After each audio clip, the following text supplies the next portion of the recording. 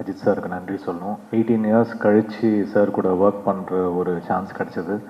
அதே மாதிரி அத்தனை வருஷம் வந்து சுரேஷ் சந்திரா சாரோட ரிங்டோன் வந்து கனவெல்லாம் பழிக்கிறது தான் இருக்கும். ஸோ சொல்லுவார், என் ரிங்டோன் வச்சது கடைசியாக பலன் கிடச்சிச்சுப்பா அப்படின்னாரு. ஸோ அதுவும் இப்படி ஒரு பிளாக் பஸ்டர் படத்தில் வந்து அசோசியேட் ஆகி அது வந்து ஒரு ஒரு இண்டஸ்ட்ரி ஹிட்டை நோக்கி போயிட்டுருக்குன்ற போது எவ்வளோ சந்தோஷமாக இருக்கும், பயங்கர சந்தோஷமாக இருக்குது.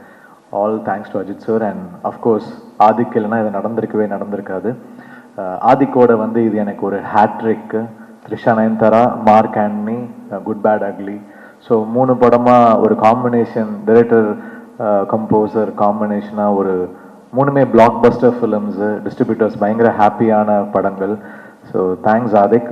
ஏதோ ஒரு டெஸ்டினி 2013லேருந்து அவரோட ஒரு ஃப்ரெண்ட்ஷிப்பு ஒரு 13 வருஷம் வந்து சேர்ந்து பயணிச்சிட்ருக்கோம். So congrats to you, your father, your family and எப்படி சொல்கிறது, தேங்க்யூ.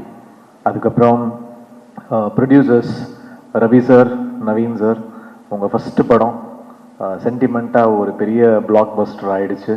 ஏன்னா தெலுங்குல ஸ்ரீமந்த்ரு பெரிய பிளாக் பஸ்டர், இப்போ தமிழ்லேயும் ஒரு பிளாக் பஸ்டர். ஸோ உங்களுக்கு ஒரு பெரிய entry with one of the biggest stars in south.